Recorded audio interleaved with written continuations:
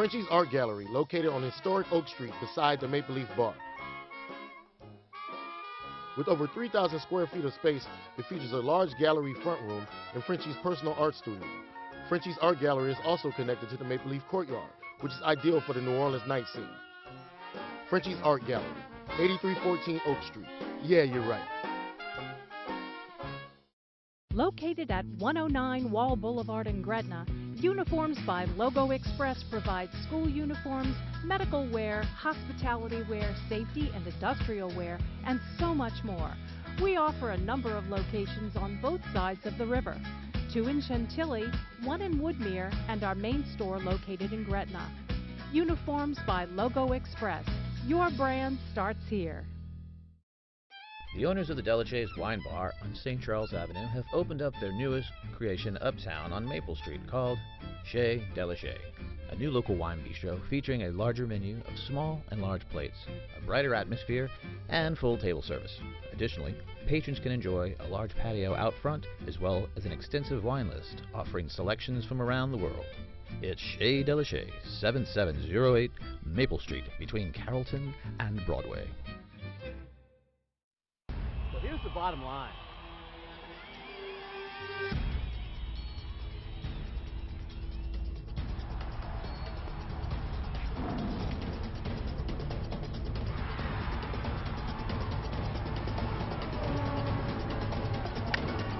Well, it's funny that you say that.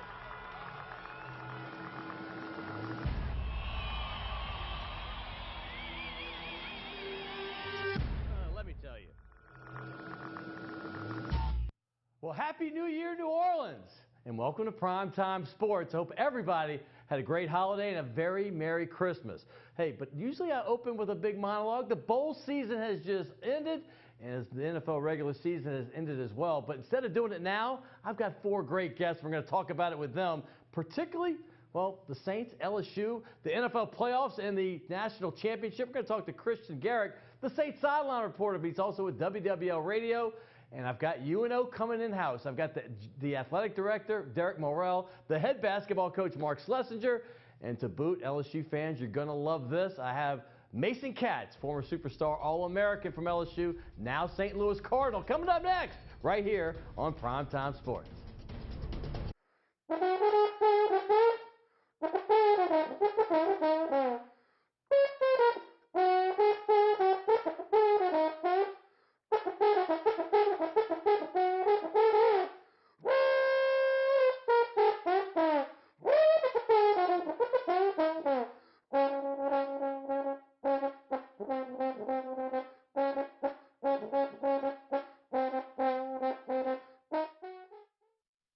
Welcome back, Crescent City, and I told you I have a great show for you.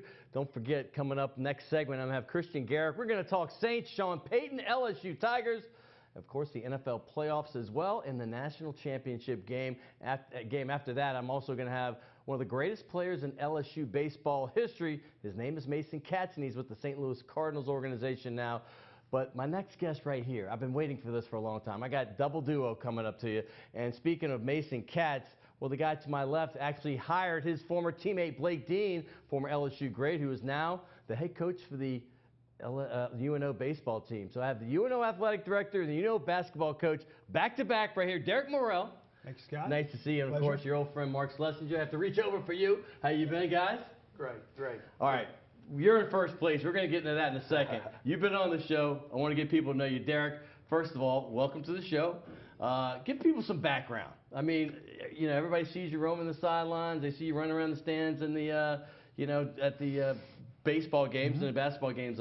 I'm seeing you pace the sideline like you're coaching. But where are you from, and how'd you get this UNO job? Well, let me start by saying I can't think of a better way to start 2017 than to be sitting here with you. Well, Happy New Year, baby! This is unbelievable. All right. The year of the privateer, 2017. That's it. So we're on the move, but we appreciate the opportunity. Appreciate your consistent support and promotion of our program, which has been great. Love it. I grew up with it, baby. We're on the move. So, but to answer your question, I'm a New Orleans native, actually from the West Bank, right. Jefferson Parish, and grew up there. Went to Archbishop Shaw High School and graduated from Shaw and on to LSU, and did some graduate school work up at Ohio University, and then made my way back here and bounced around sports a little bit in college athletics and at the Division I level, and was fortunate enough to work at places like Georgia and Pitt and St. Bonaventure and Wake Forest, and then the opportunity to come back here and work with Coach Schlesinger and at the time President Foss, who was charged with bringing us back to Division I, or keeping us Division I should say, and it's been a great experience and certainly fulfilling, but for me more so giving opportunities to student athletes to represent our city, represent our great university, and wear the silver and blue. I love the direction that UNO is going in. Hey, listen, Catholic League representation, LSU representation, and now the UNO Privateers, that's a trifecta in my book. But hey, I have a picture of you when you got the job.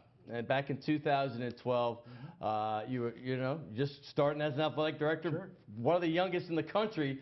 What is this guy from where you are now? What have you learned since you got this job 4 years ago? I wish I looked like that. It's dog years. This business will age in dog years for sure. But it's been a lot of fun. I mean, working with, I think the most important thing you can learn is certainly patience, resilience. It's been a little hard here, a little difficult challenge, and I know Mark can speak to this. And we've done it together, and we have several coaches that have been together with us. But actually staying the course and understanding when you have a vision, and also supporting the mission of a university at the same time, which is really our #1 objective. As a Division I athletic program, we have to support the mission of the university and our university president, and help to lift the image and the brand exposure for the school, so that more parents and students want to enroll at UNO and just grow the school and grow interest in the university and our city. And when we compete at a high level, when we operate at a high level, then I think we do that. And that's been our #1 thing, is understanding that I think we all want it to happen sooner than it can, but trying to stay the course, understanding you have to stick with people and have good people on your team and support those people and try to move it forward. You pretty much answered my next question, because you were talking about the vision. In today's athletics and NCAA, it's win now. And you see coaches just getting jettisoned after 2 years, 3 years maybe. How do you juggle that? You have the vision, you know what you want to do, but you also have a fan base that demands win. So how does the athletic director juggle the two? Well, we recognize a lot of successes internally that I know it's not sexy and it doesn't sell necessarily externally, but as we move through the process from 2012 to now, we have to certainly compartmentalize those things and look at it and say, well, we've gotten a lot better. And I know Mark's been really good at reminding me every now and again when I get a little off course, and we have to do that for each other, is, hey, look at where we were in 2012. Remember this memo or whatever that was sent out in 2012. Those kind of things that we have to remember where we were and from whence we came and where we are now, what we're trying to advance to. And I think that's been the hardest part. And you know what, one of the I think our greatest challenges and our greatest opportunities is the sheer number of UNO connected people in our city that we're trying to get back. Yeah. And whether it be come to a game, whether it be write a check to support our privateer club or the university, whether it be come to homecoming, whatever it may be, is re-engaging those folks has been the most interesting and really the greatest opportunity that we have still going forward. And I think that's really what drives us. But to really answer your question, it's difficult to not succumb to, well, we didn't win this year, we've got to make a change here, we got to make a change there, because it's seen so often in our business. But it's all about people, especially at our level. We're at a place in a really good league that fits us. Yep. And it's a place where we can give opportunities to young people, young coaches, young administrators, to really work, that want to work hard, that want to make their way, and kind of build something up from the ground up, which I think has a lot more fulfillment than it is doing it maybe with an erector set overnight. Well, speaking of that league, by the way, the Southland Conference is a great league, and you have the first place coach sitting right next to me right now, 2-0. You have to feel good about this, Mark, and I'm glad you said what you said about staying the course, because I went to a UNO game for the first time when I moved back 4 seasons ago, and immediately, you saw the talent level wasn't there, but immediately, I know basketball, this guy can coach. And then I've been going, a little bit every year. And then this year I went to the Tulane game, and I'm just like, it's all coming together. Here it is. You just blew them out of the water and just playing some great basketball. The guy knows his X and O's. He knows how to relate to players. And in some other situations, some other people might have pulled the plug, and I'm so glad you didn't. And I bet you are as well, Mark. There's no doubt. I tell people all the time, they ask me how I'm doing, I tell them I'm living the dream. I'm living in the city that I love, a place that I've always wanted to live, a place I met my wife. Our daughter's named Noah, and this is where we want to be. And I'm so lucky to work for a guy that allows it to be done the right way, and a president and two presidents, and Dr. Foss and Dr. Nichol, that have allowed us time to grow this program the right way. And I think when you look at our 4 seniors, you know, 3 of them have been with us for 4 years, and there were guys that we brought in when we weren't even tournament eligible, and they bought into the vision and bought into the belief of representing our city and our student body, and then how we can grow the program. And we've gone out and recruited the best student athletes that we can get, and student athlete being the operative word. There's, you know, 42,000 alumni in the city, and all of them that went to UNO know that you better go to school if you're going to go to UNO. And I think that, you know, we've had to go out and find student athletes that want to go to school and want to be a part and get a great education from a world-class research school, and then try to win championships at the same time. And I think we're on the course to finally turn the corner and getting that done at a very quick manner. Let me say this, for those of you who don't know, UNO always schedules incredibly tough. He goes to Michigan State, plays at Breslin. He goes to Indiana and plays at Bloomington, where he grew up. He this year goes to Oklahoma State. These are powerhouse programs, and then he got that signature win. He went up to the West Coast and beat a Pac-12 team, Washington State, on the road in Pullman. Not an easy thing to do. How'd you pull that one off? And tell me how it felt. Well, it was an amazing week. You know, we played 80 great minutes of basketball. We never trailed for 80 minutes between the Tulane game and that game.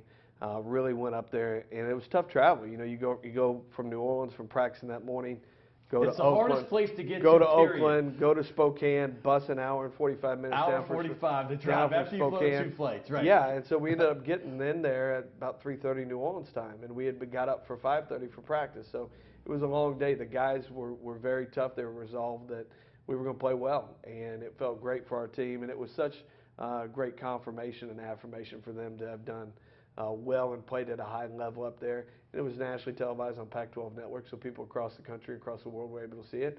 And it was great exposure for our team, and a good signature win for people to know that, hey, we're back and we're playing. Derek, all ADs are involved, but you're involved. I love watching you, on the sidelines in the game. Like, listen, you're invested in this program. I mean, and, you know, I'm not saying that all athletic directors aren't, but when you're out there and you see this baby coming together, like the thing that you kind of hope and you wish, you think it might happen, but now you're seeing it evolve. How does that feel? Well, it's great. It's great for the kids, for the young people. Mark mentioned our 3 seniors that have been with us in their 4th year will all graduate. That's what's most fulfilling about it all, Scott, quite honestly, is having those young men or women, in the case of obviously our women's sports, come in as freshmen and see them starry-eyed their early years trying to figure out where classroom buildings are and how to use the meal plan, and then working their way through to now, where they're mature, they're playing hard, they're playing together, they understand the system, they've stuck with it. Because you mentioned how our business is these days, it's easy to transfer. A lot of kids want to transfer and move, especially when things aren't going great. We've had these 3 seniors that have stuck with us and have matured to the point where they're leaders, and we're confident that they're not just leaders on the court, they're leaders on campus, and then when they walk out of here with their degree, they'll be leaders in whatever they do, which is really what certainly Mark's mission is, and I think what his ministry is with the kids, and he'll talk to you about that. But I'm proud of all of our coaches, because they all approach it the same way. And if you don't have that first as your approach, then the culture of winning and a championship culture can't be built. The kids have to understand that we're in it for them, for their growth and development, and that we want them to walk out of here more prepared to be great people after graduation.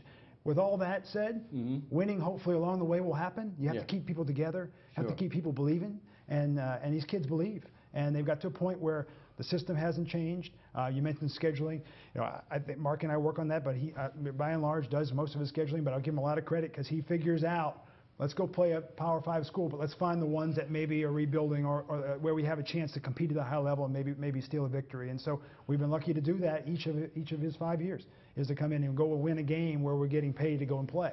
And those are huge for us. It's great for RPI. It's great for our league. It's great for us to build a reputation. Great experiences for the kids to be in places. Well, and I'll tell you a funny story when you mentioned Michigan State. So if we have time for it, when Mark and I talked scheduling before we went and played Michigan State, we had an opportunity on that same Saturday in December after Christmas to go play at Buffalo or go play at Michigan State. Now, I look at it and say, well, Buffalo, we might have a chance to win. Right. A little less money, but might have a chance to win.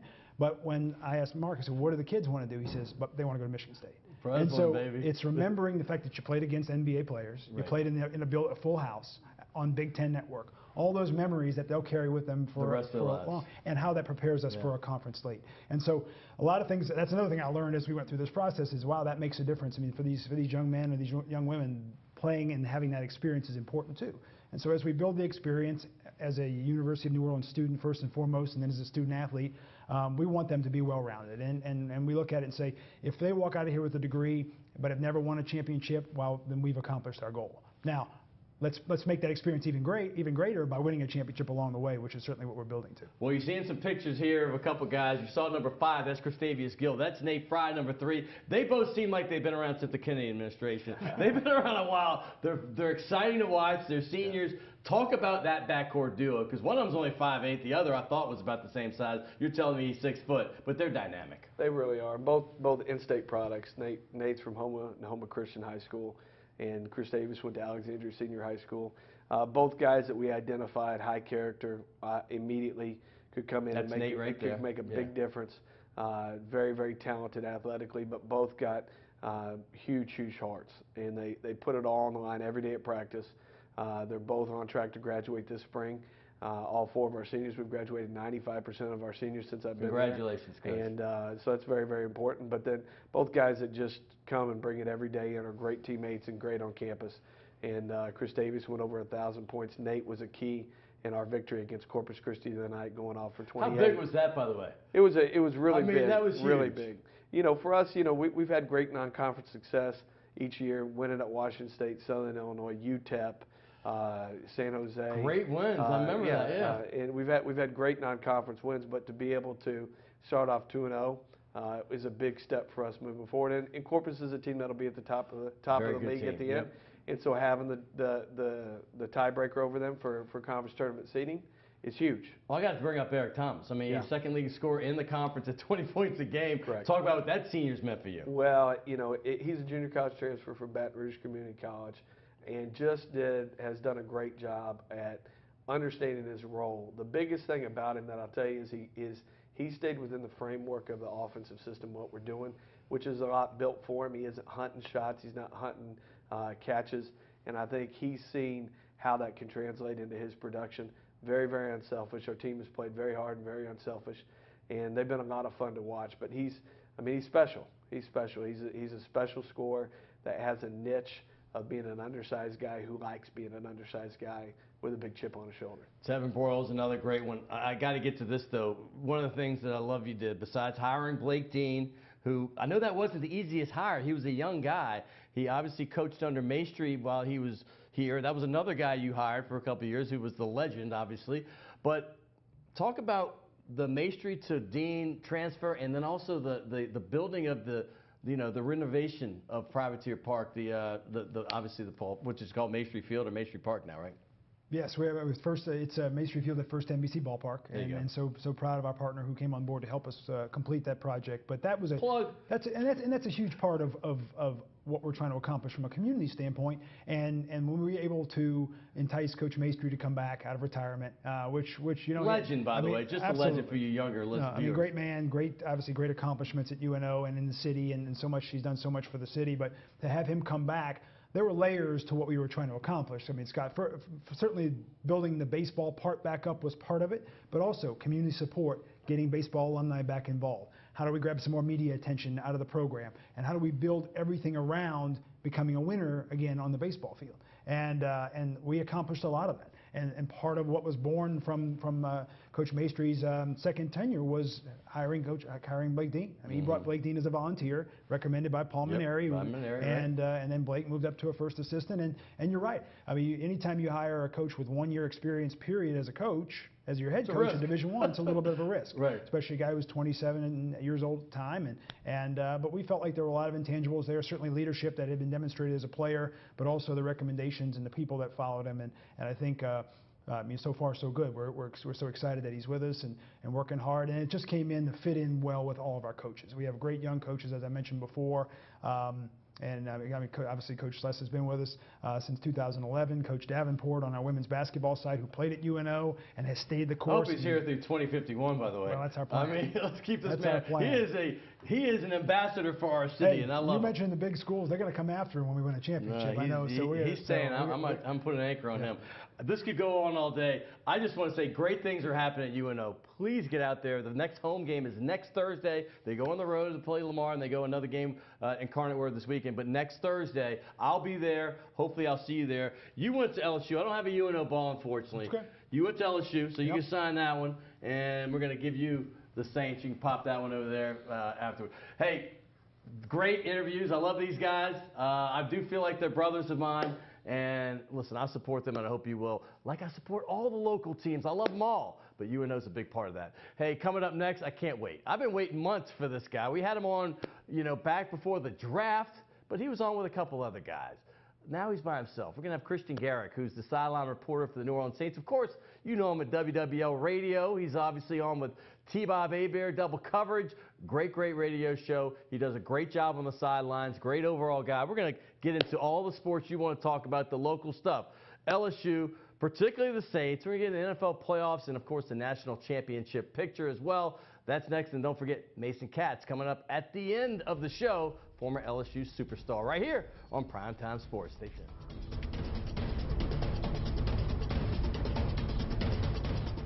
The mark of Legacy Kitchen is simple. We offer numerous dishes like chicken enchilada soup, prime filet and loaded baked potato, baby back ribs, and so much more. At Legacy Kitchen, we serve American fare, crafted cocktails, and we offer a great selection of wines by the glass. Metairie at Vets and Martin Berman, and in the Warehouse District at Chapatulas and Girard.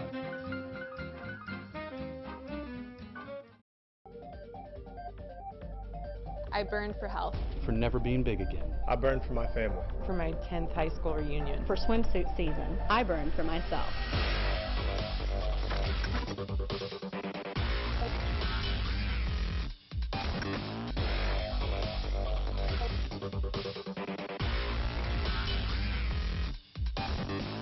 Orange Theory Fitness.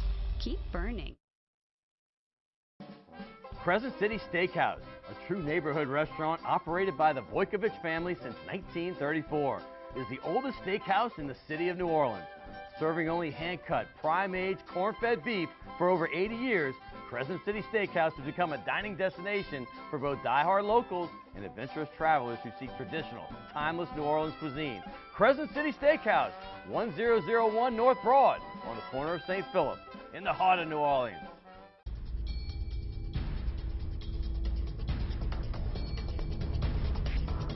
Back, Crescent City. Hey, I want to thank my boys from the Lakefront. Athletic Director Derek Morrell from UNO, and of course, basketball coach for the first place Privateers, Mark Schlesinger. Don't forget Mason Katz, LSU superstar, now St. Louis Cardinal organization, plays first base, catcher, third base, second base, outfield. He's coming up next, so stay tuned for that. But hey, I've been waiting for this one for a while. I had Kristian Garic from WWL Radio. Back before the draft, we had some guys like Mike Detillier and Doug Mouton, but I've been wanting to get him on, just him, so we could talk some sports. He's also the Saints sideline reporter, so we're going to start there. But you know him. You might not know what he looks like now because the man is shredded. He's lost 30 pounds. Kristian Garic, welcome to the show. How are you, man? Looking fantastic. Thank you very much. And by the way, before we start, man, that jacket is on point, all right? I like the look. I really do. Good stuff. I'm glad to be with you, man. Happy New Year. Yeah, same to you. Hope it was well for you. I spent it in Atlanta New Year's Eve. Yeah, and it's kind of low key, you know? Well, you had the job to do the next day, right? Look, it's never a good idea to go out there and try to do a game after you've been partying a little bit too much. So I just, I don't think it slowed Lions down, but we digress. But anyway, you're looking great, my man. And speaking of New Year, let's just get right to that.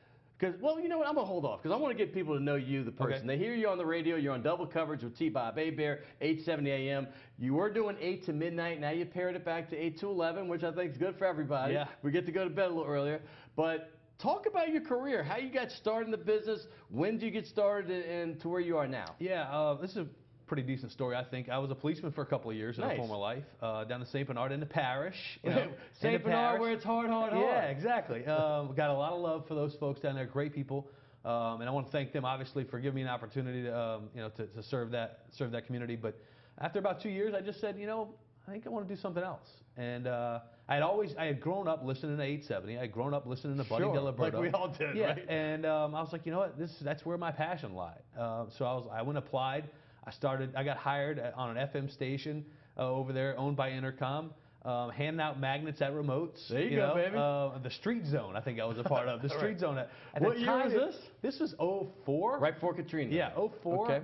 And then I kind of worked my way into the sports department as, just as a gopher, almost as an assistant under Buddy D. Just kind of making copies, fetching coffee, doing whatever I could do. What you could do to get in the door, exactly. right? Exactly. I mean, I didn't care what they asked me to do. I was just going to be around. And so anyway, about a month before Hurricane Katrina, I got an opportunity to be the morning show producer for Bob Del Giorno on WWL. And then Hurricane Katrina happened, and you kind of got baptismal by fire at that point. And then long story short, I basically got made full-time, somewhere in 05. And then had made my intentions known. If you've been around me, I'm going to tell you how I feel. No doubt about it. That's what I like about you. And I'm going to tell you what my aspirations are. And I kind of made it known to them, hey, eventually I'd like to transition into sports. And they were kind enough and had enough belief in me to let me do that. In 2009, they made me the morning sports anchor and the sideline reporter. My first year, they go and win the Super Bowl. And I mean, come on. Actually, I know that feeling because right when I started doing Braves games, we're going to the World Series every year. So it doesn't always stay this good, as you know. Oh, yeah. Right. After that first year, Jim said, it's not going to be like this. Right. Jim Henderson said, look, don't get used to this. This is not how it's usually going to work. So, but yeah. And then pretty amazing baptism by fire. Oh, yeah. You had it going on with the Super Bowl. And then 2014, got promoted again to sports director. And 2014 as well. That's when me and T-Bob started getting our show on 3WL, on our morning show double coverage. And then just in the last year and a half, they put us on WWL. And, we're stoked, man. The big 870, baby. And obviously it's 105.3 FM as well. You are the Saints sideline reporter. Is there any truth to the rumor that the Saints are going to change their name to the 79ers?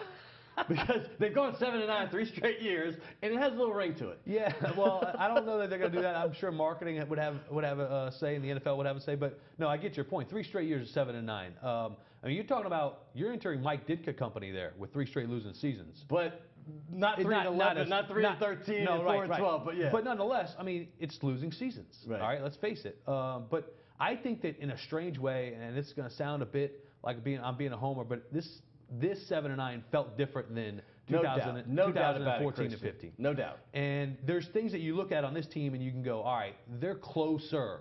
Now, whether they actually do it or not, we don't know. I don't have a crystal ball. But I can tell you that you look at this team and there's some things, there's some bright spots, some building blocks on this team, like Sheldon Rankins, like Nick Fairley if they bring him back. Right. I think Delvin Breaux only playing 6 games this year hurt this team tremendously. Teron Armstead only playing a little bit as well. So there's some things to build around. Donnell Ellerby when he's healthy. I think they hit on something. They finally found a niche and a role for Jarris Byrd.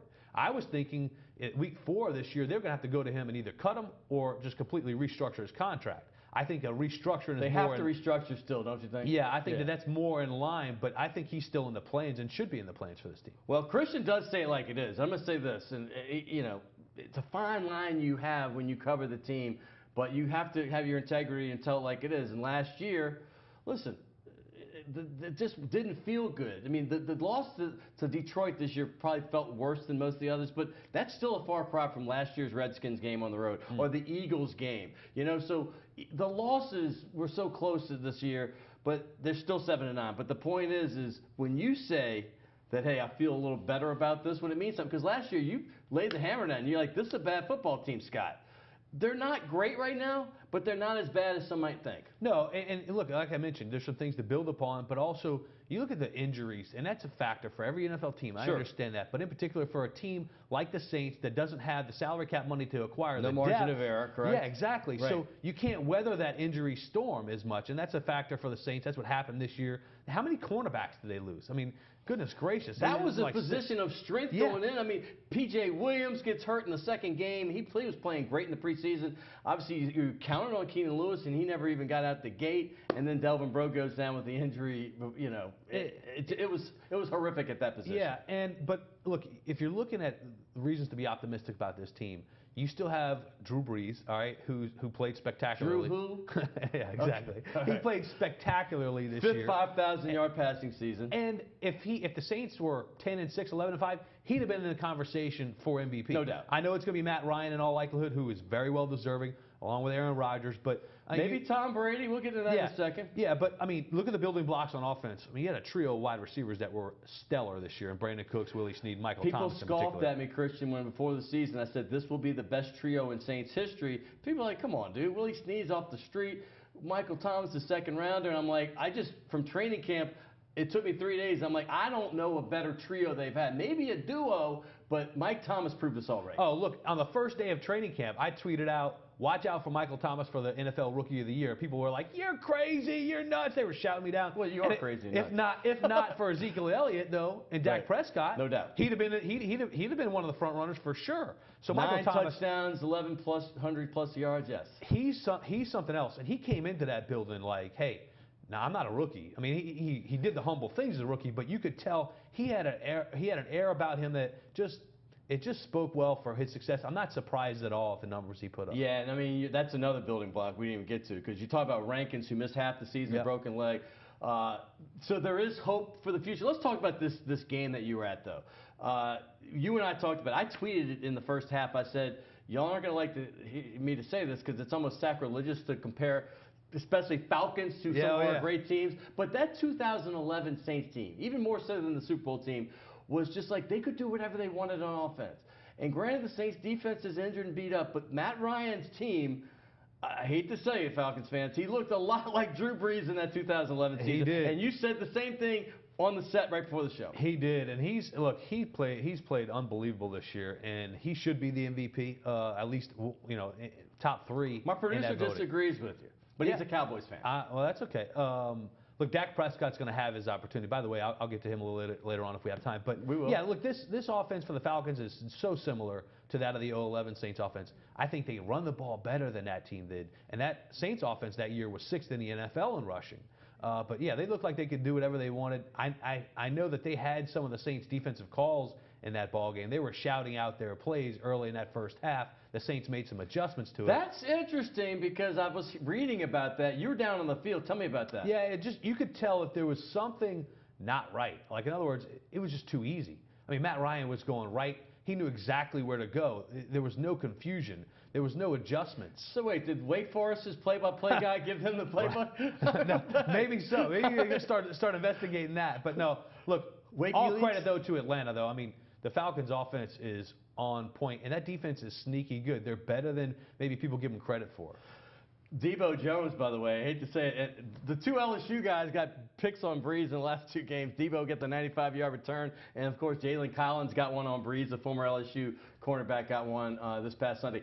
As far as the Saints go, what next year? What do you think they need to look at free agency? They finally may have a little spending money, not a ton, but considering all the dead money they've had, do they have any hope there? And maybe in the draft they go from 27 a few years ago. Obviously they traded to 20 to get Cooks to 13 to 12. This year they're picking 11.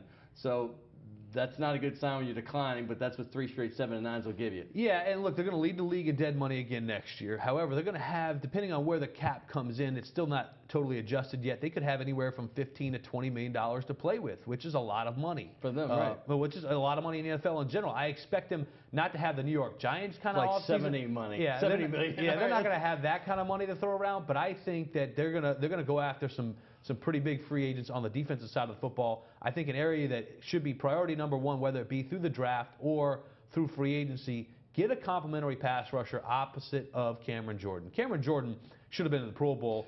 7.5 sacks, but he was phenomenal. I'm tired of people just looking at sacks. If you can play run defense as a DN and rush in, and you can sack the quarterback, they don't look at that enough. Yeah, he was excellent this year. But get a defensive end to complement him that can. If you go back and look at it, and I know this name in Saints fans' minds is like kind of persona non grata, but Junior Gillette and Cam Jordan, they were a good tandem. Yeah, they were. All right, so you got to get somebody else that can complement him. But not Junior, right? No, not Junior Gillette. Definitely not. He's done anyway with Achilles injuries, but.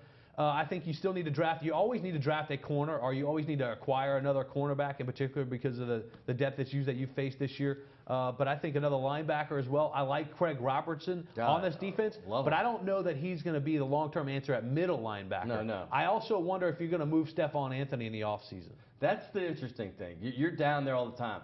Obviously, he played middle linebacker last year. He was tried out at outside linebacker, and even with all the problems at linebacker, the guy could barely find the field. What's going on? He's a former first-round pick, and it's just 2 years ago. Yeah, when Sean Payton says his reads and instincts are off, when he says that in a conference call or a press conference setting, that tells you a lot. It tells you all you need to know. All right, he's not that candid normally, and when he comes out and says that, and then a week later he ends up on injured reserve. Yeah, that's strange. Just connect the dots a little bit. I think it sounded like, and again, this is speculation. I know Sean Payton doesn't like speculation, but whatever. It sounds like they could be done with that player. Well, Vic Beasley, his teammate, certainly is tearing it up for the Falcons. Obviously, he was a much higher pick in the first round. But, hey, as far as the Saints were the first team, and I know it's kind of hollow because they were just 7-9, but it is a stat. First team in NFL history, second team besides the 2013 Broncos, to have a 5,000-yard passer. Drew's done 5,000 5 times, and it's only been done 4 other times by 4 of the quarterbacks once. Yeah. And then you have the 2,000-yard receivers, the rookie Thomas and, of course, Brandon Cooks. And then also Mark Ingram. The Saints have only had 7 times in their history a rusher get 1,000 yards in the 50-year history. He made it happen on Sunday, late in the game. How did you feel about that? Oh, look, I'm happy for Mark Ingram. First time since Deuce McAllister was in the Saints uniform that the Saints have had. Right. A 1,000-yard rusher. Shout out to Deuce, by the way. Got mad love for him. Myself. Deuce how good has he been, Deuce is a big friend of the show, and dude, his career, like yours, is just soaring. Yeah. But Mark Ingram, I think you finally saw him benefit from being healthy. But go back to that Seattle game. We called him Angry Mark Ingram after that. When he got benched after that fumble, he ran like a very angry running back, the Heisman Trophy winner that I think everybody anticipated seeing when they were drafted, when the Saints traded up to draft him. And look, I think the future is very bright for him, and he showed more versatility, I think, in the last couple of years out of the backfield as a pass catcher. I know you were on a flight to Atlanta, but I know you follow LSU. I got to get into this. They were dynamic on Saturday. The 10 a.m. start threw people off here. I think half the people only caught the second. But Lamar Jackson is as thrilling a player as I've ever seen on the college level. I watched almost all of his games this year because I taped them, just because he's so much fun to watch. LSU bottled him up. They have a history of doing this. I mean, they did the same to Manziel, who killed everybody else, couldn't do it against the Tigers.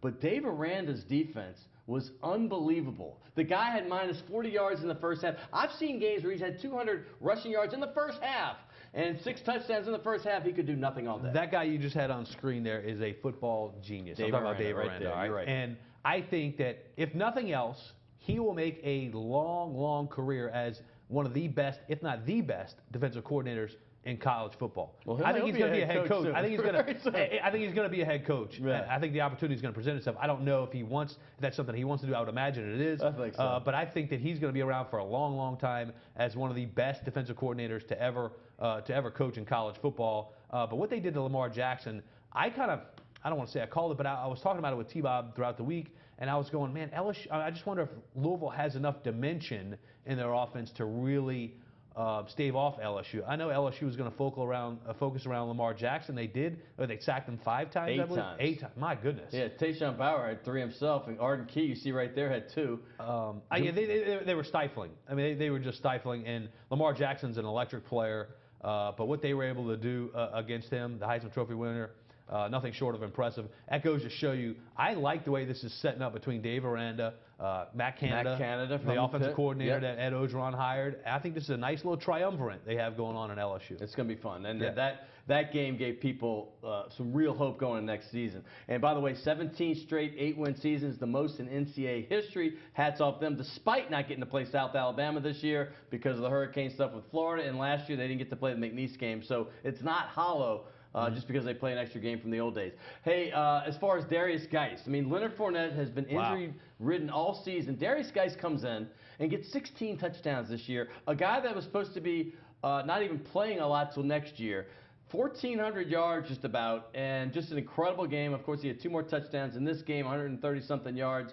Just dynamic. He'll be a first-round pick, too. Yeah. I mean, when he comes out, I love watching him play. He's so much more powerful than you give him credit for, than his size would indicate. He's got the shake. He's a decisive runner. He's versatile. There's going to be a lot of NFL teams that are going to salivate over his skill set. That's him on the kickoff. You didn't see this, but this kicker tried to get in his way. Oh, dude. And you saw it was like around the 50-yard line, and Geis's eyes lit up, and he chucked him worse than Leonard Fournette did the Ole Miss guy. Well, look, he's a powerful runner. You know what he reminds me of? A little bigger version of Darren Sproles. You know how Darren Sproles could run in between the tackles a little bit with a little bit of power. I've been saying he's strong. I've been saying he's Darren Sproles meets Giovanni Bernard. That's a very accurate comparison. Two very good backs. As far as the playoffs, you follow the NFL. Sure. Got to get into this. I mean, there's obviously the NFC. You know, a lot of people are going Cowboys. You know, only 2 losses until this past Sunday. Well, they actually won that one, so they're 14-2 for the first time in their history. But then you got the team you just saw in the Falcons, and you saw Seattle, who had a less than mobile Russell Wilson when the Saints beat him. Mm-hmm. But out of those 3, and then the Green Bay Packers, who won 6 in a row, who do you think's the favorite here? Green Bay. I mean, look, they've won 6 in a row. They were 4-6. People were calling for Aaron Rodgers to be, questioned a little bit, calling for Mike McCarthy's job in Green Bay. And then Aaron Rodgers took this team on his shoulders. By the way, you saw Jordy Nelson led the NFL in touchdown receptions. Great comeback player this year. I think he should be the comeback player of the year. But I just like the way the Packers are playing right now. I'm a Packer fan. Yeah. I think my dad owns a little bit of stock in there. He's like part owner, which is I think we all do a little bit. But anyway, it's owned by the fans. Yeah. But Aaron Rodgers, I mean, he's just been sensational. Being able to put that pressure. And what was it? A couple years ago, he said, "Everybody relax, REL, AX." And then this year, he's like, "We're going to run the table." And what's he do? He goes out there and does it. He's something else. I know Tom Brady might be the GOAT, right? But currently playing, if you just ask me to pick for one game, I'm picking Aaron Rodgers. Speaking of Tom Brady, AFC, who do you like over there? I mean, they're the heavy favorite. No question about it. Tom Brady and the Patriots against Aaron Rodgers. I'd watch that Super Bowl. Yeah, look, when Kansas City's going to give them some problems. They're tricky. That defense is legit, but this Patriots defense is forcing the ball out. They're getting a lot of turnovers.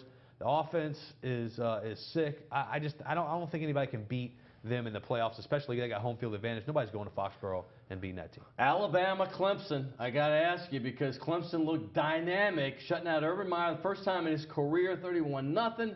And obviously Alabama's Alabama. They just trucked Washington like they do everybody else. Yeah. Does Clemson have a chance in the rematch? Yes, they do. Absolutely they do. I think that the way they're built, structured offensively, you saw how close they got last year to beating Alabama, but I think that defense is a little bit better. And I think Clemson has a real opportunity here to upset Alabama. I think this is the matchup that that college football deserved to see in the final game of the year in college football. I think this is a good matchup, and I think Clemson. I'm a big Dabo Swinney fan. I like him. Nick Saban's Marine. Nick Saban. What's that? Is he a Marine? No. Are you positive? I don't think so. But I just think I like his charisma. The whole dab, and I think the players love him. Nick Saban's great. We know that. But I like Clemson's chances. That game will be next Monday night. And listen, I didn't give Clemson much of a chance last year, and they made that a whale of a game, particularly in the second half with Deshaun Watson. He's hungry. But Nick Saban, Lane Kiffin gets fired the week before. I'm going to wrap it up with this. That's highly unusual. And you hear Saban's voice in the interview. He's trying to be politically correct. Yeah. But it's like he said, I finally had enough with my little brother. Yeah. It's over. Yeah, it's one of those deals where, all right, hey, this has run its course. And, Nick Saban knew that he had Steve Sarkisian waiting in the wings anyway, so let's go ahead and make this happen. And Lane Kiffin can be a bit of a pill. In a way, to deal with, and Nick Saban can be a pill to deal with as well. Those two personalities, you knew that it was eventually going to clash, and it did. Well, I'll tell you, I hope you clash with this place. It's a great wine restaurant, Chez Del Chez, right uptown on Maple between Carrollton and Broadway. Check that out. Thank you. I hear you're Appreciate moving that. Right in the middle of the city. I am. So you're not going to be too far away. Just shoot down Carrollton Avenue. Give us a little signature. Saints sideline report. By the way, he called a game, the Arizona game. He pinch hit for Jim Henderson, who had laryngitis. He couldn't do it. I happened to listen to that game on the radio. He did a fabulous job, him and Deuce. Hey, Jim, we hope you do this for the next 20 years, but we got a pinch hitter every time. You might get sick. Hey, Kristian, I appreciate you so much. Absolutely, man. Thanks for having me. Absolutely. Always a pleasure, man. Look how sharp this guy looks, man. 30 pounds lighter. He's lean, mean. and he's a Marine fighting machine, and I appreciate the service that he does. Semper Fi is how he closes out every show, and two of my very best friends, Marines, that spend a lot of time overseas as well. So, Kristian, I appreciate you. Hey, coming up next, a guy that, if you're a baseball fan in the state of Louisiana, you know him well. He was a first-team All-American at LSU, also three-time All-SEC player as well. His name is Mason Katz. He's with the St. Louis Cardinals, and he's coming up next on Primetime Sports.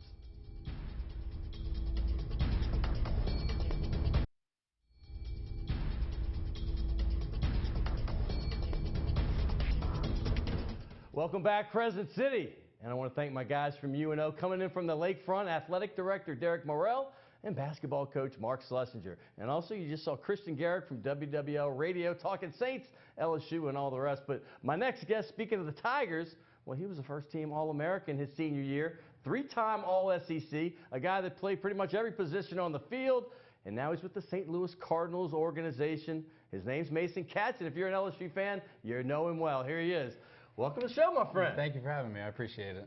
Well, Mason, you played from 2010 to 13. And before I'm going to break the ice real quick, because I heard when you left high school, you got a dog. And apparently you wore number 5 all the way through high school, and the dog was named Cinco, you know? And then, you know, you got a number change at LSU, and you take over from here.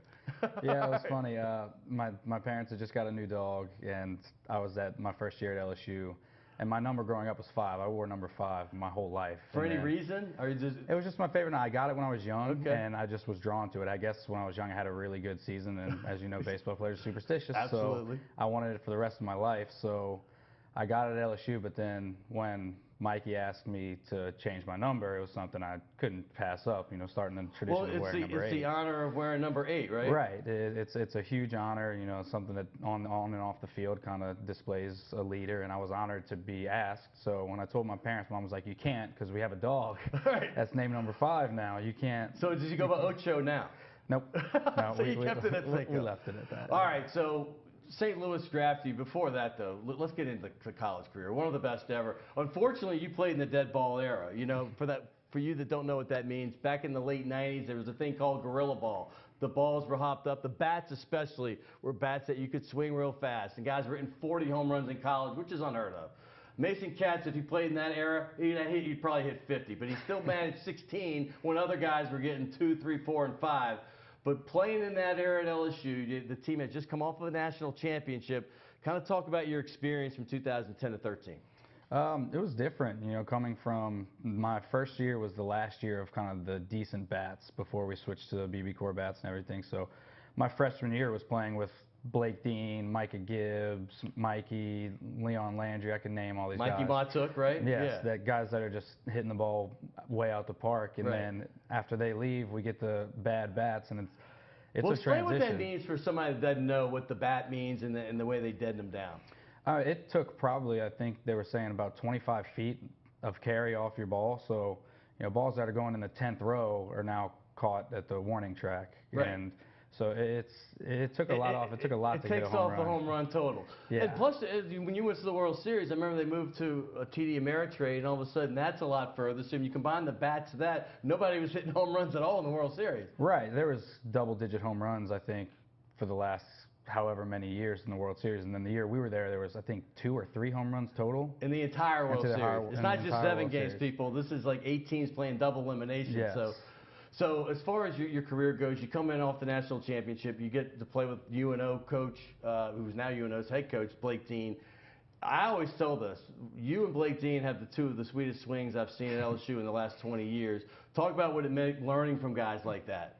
Oh, coming in from high school to college, it's a big transition, especially a program like LSU.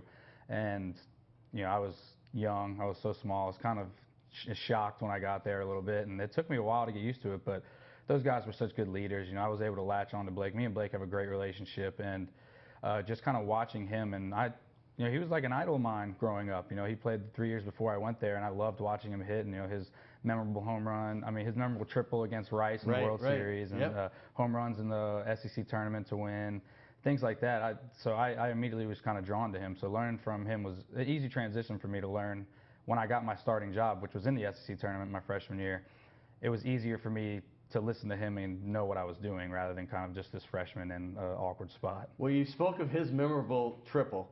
What's the first thing when you think of as a memory, like when you like LSU, that first memory that comes to you? As a kid or me No, personally playing at LSU, yeah. Oh, just going to the World Series. You know, that's Any just, particular play that stands out? the final out. Just I waited my whole career to go to the World Series, and I only was able to go my senior year. So just I remember Jacoby calling me off. I really wanted to catch the last out to go to the World Series, but Jacoby Jones called me off at the last second. He called you off? I was camped under it, and he called me off. I mean, have you let him live that down yet? No, he knows. He knows I was upset, but I was happy to go to the World Series. I didn't really care. He's not doing too bad. He's had a pretty successful career so successful. far. But speaking of like Paul Maneri, playing for him, you came from Jesuit. I mean, local kid.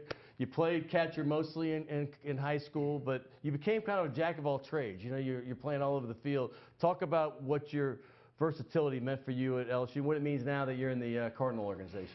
Well, it was huge. You know, watching LSU the couple years before I went there, it was really nice. One of the things that drew me there was that freshmen played, you know, regardless of scholarship, no scholarship, potential. It didn't matter. If you could help the team win, you played. And he would switch people around. It was Mikey came in his freshman year. Austin, 30-something games into the season, took over for DJ LeMahieu and was starting shortstop for a national championship team. So that's something that drew me there really a lot. And that's kind of when Coach told me, you're not going to catch anymore after the fall. I was kind of like, okay, well, what glove do you want me to put on? Because I just want to play. You know, it doesn't really matter. And he threw me around a bunch of places, but, you know, he told me as long as you hit, it doesn't matter. We'll put you somewhere. And so that's what I kind of focused on, just really trying to continue to make my craft as a hitter to find a position. Well, you and Rafe, it seems like y'all were, you know, going through the whole time. You both stayed for your senior year. What's your relationship now? Because, I mean, both you guys can rake and hit the ball, but what's your relationship with him now, and how are you doing? Great relationship. I mean, we talk all the time. We saw each other a couple weekends ago. He came into town and stayed with me, and we have a great relationship. We talk all the time about it. We had so much fun hitting back-to-back in the lineup and being the so-called Bash Brothers. It's fun to watch, no doubt about that. Remember the Stony Brook series? That if you were going to ask for about another memory, that would be my second memory. Well, tell people that, because Stony Brook comes in here, and I remember watching them in the, you know, I guess towards the end of the season. I was doing my scouting report on the team that y'all were going to play, and I'm like, this team hits the ball, and they seem well-rounded. I mean, did you take them for granted? Because they came in and upset LSU, obviously one of the greatest upsets, I think, in college baseball history. But that team could play. Yeah, no, I tell people all the time, you know, this is one of the things that's brought up to me most from players in pro ball that, you know, meet me for the first time. The first thing is, how did you lose Stony Brook, or what happened, and all this stuff. It's really the first thing that's brought up. So I tell everybody that for that one weekend, that's the greatest hitting team I've ever seen. You know. Well, it kind of just happened again this year with Coastal Carolina, right? Right. I mean, they came in to beat LSU and they ended up winning it all, so it's not unheard of. Right. They were the greatest hitting team for that one weekend, and it was one of those I think one of the things was after the first game, with the whole rain delays, we had 3 home runs. I was at all 3. Yeah, we had 3 home runs, consecutive innings to tie it up, and then the walk off, and then playing 45 minutes after that. We were on such a high from that first ending of the game that we had a doubleheader. You know, we kind of I think we stalled out after that. I remember the rain delays. I remember it all. Grew up in New Orleans. Talk about growing up playing, you know, Little League here. Your dad was a legend. I remember I was like a freshman. You talk about Blake Dean. I was a freshman. Your dad was a senior. And I just used to watch him rock moonballs when I was on the JV team. But growing up in New Orleans, talk about that and going to Jesuit before you went to LSU. You know, I would love Jesuit. I have great memories from there. I don't think I would be where I am without going to Jesuit. That school helped me grow up a lot. And baseball-wise, it's the most competitive, I think, baseball league in Louisiana. The Catholic League? You know, I playing against. And there you are in the summer league playing for Retief Oil. It was Retief Oil when I was playing back in the day. So they haven't changed a whole lot. No, it's you know, playing against Rummel, Brother Martin, all like Holy Cross. You know, I played against Matty Ott, Joe Broussard, guys I played with, Nate Fury, guys I played with at LSU, against all of them in high school. So that's some great competition. And growing up, wanted to go to Jesuit, Wally Pontiff, you know, going from Jesuit to LSU, it's kind of somebody I idolized. And, you know, me and Mr. Wally have a great relationship. Great guy. And continue to talk. Love Mr. Wally. So it's just one of those things. I always kind of wanted to build like that and be able to make it like that, and it's an honor to do it. You mentioned some of the guys that you looked up to, maybe LSU. Were there major leaguers as a kid that you're like, I really like this? Like for me, it was Pete Rose and Johnny Bench. The Big Red Machine in the 70s was everything. That's why when you said number 5, I automatically think Johnny Bench. But was there anybody you loved growing up, watching play? Yeah, I loved Ken Griffey Jr. He just always had a smile playing the game. Just call him a kid. It's just one of those things. I always loved playing and wanted to always play with a smile on my face too. So it was kind of. You always did. I feel like I did. I tried. Is it still fun for you now? You're making money doing this. I mean, you're in the Cardinals organization, trying to work your way up to the big leagues. Is it still fun for you? It is. It's more tough. Going all these bus rides and things like that. But at the end of the day, you're still playing a kid's game and getting paid to do it. So it's. There's a lot of worse things I could be doing. Well, you were a high draft pick, and listen, there's like 2 or 3 organizations in baseball that they're the standard, right? I mean, the Yankees and the Cardinals are the first 2 that come to mind for me, maybe the Dodgers. But when you got drafted by this team, this organization, what was your first thought? I was ecstatic. I've always wanted to go play professional baseball, and it never really came into my mind that it was a possibility until my last year at LSU. I didn't get drafted as a junior, so I didn't really know if it was going to be possible.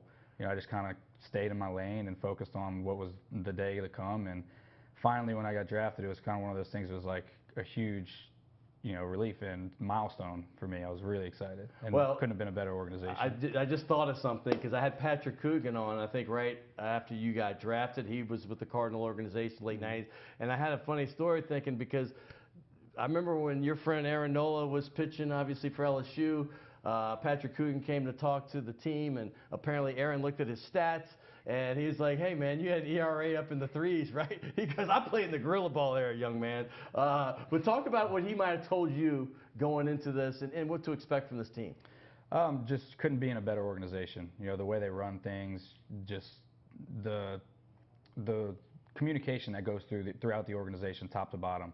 You're not going in there with a blind eye. You know where you are, where you stand, and what you need to improve on. I hear a lot of friends of mine that come home and say they don't know where they stand. I do. I talk to my organization, and they communicate really well, and they run things the right way, and everybody is held accountable from top to bottom. Well, I remember keeping up with you for a while there. I had you a couple years ago on once a month to give an update through the minor league. They're trying you at a lot of positions. Obviously, you have a lethal bat. You have a major league bat, but they're trying to figure out what position. Kind of talk about what they're doing with you, playing catcher, third base, outfield, first base, and how that's working for you.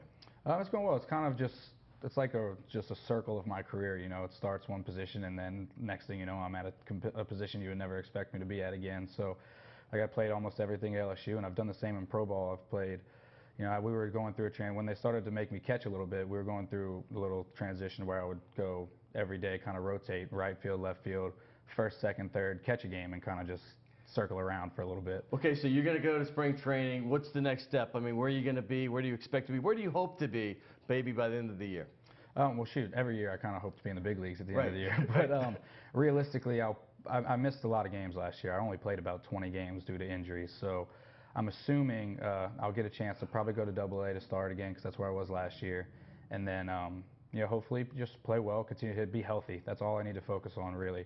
I've talked to my organization, and I know what I can do as a hitter, and I know I can succeed. It's just if I can stay on the field right now, which is the main priority. And how many games did you have to miss last year with injury? Oh, shoot, probably about 120. And it just puts you all back an entire year. It takes away a year. I'm not getting any younger, but it takes away a year, which it's tough. It's something I've never really gone through in my life. I've never really missed any games due to injuries, and the last year and a half has been, kind of one injury after the other. But this off season was huge for me to be able to get my body back 100% and go into spring training 100%. So you're all healed up. You're good. I'm feeling great. Good. I'm feeling really good. Last year I went into spring training in rehab because I had surgery in January, so I was late coming out of spring training and tried to rush back a little bit too soon and re-injured myself, so I missed a ton of time. So you went to Jesuit. I have a picture with you and a couple teammates.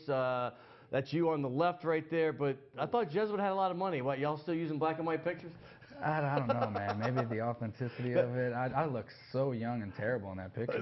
But the hat's like this classic hat from like the 20s. It looks like that J. Well, our the blue pinstripe unis and the hat hadn't changed, I don't think, in a long time. Great tradition. Jesuit, LSU, Cardinals. You have 3 classic programs, man. It's been great. You're a regular on my radio show. It's been great to have you finally on Primetime Sports. I appreciate it. I got a gift certificate for you. Oh, thank you. Great restaurant you're going to love. They got one in Metairie, Warehouse District. They just opened one in the CBD as well, in the Pier Marquette Hotel, and they got one in the Gretna. But you get LSU guy. I'm going to keep the Saints over here for you right here because this is all you. Oh, okay. I appreciate it. It's a tradition. We got a bunch of guys on there that you may know well. Yeah, we got some good names on here. I don't want to write my name too Mason big. Katz right there. I want to thank him. I want to thank also, once again, Derek Morrell, athletic director at UNO, as well as Mark Schlesinger, the basketball coach. Hey, they're in first place right now in the Southland Conference. And also Kristian Garic from WWL. Hey, get well, Redhead Tsunami. And behind the scenes is where it all happens. Naila, Josh Smith. Hey, don't forget my producer, Will Hill. He does it all. William Hill is the best in the business. And then Ron and Jim, they make it all happen here at WLAE. I appreciate you. We'll see you next week on Primetime Sports.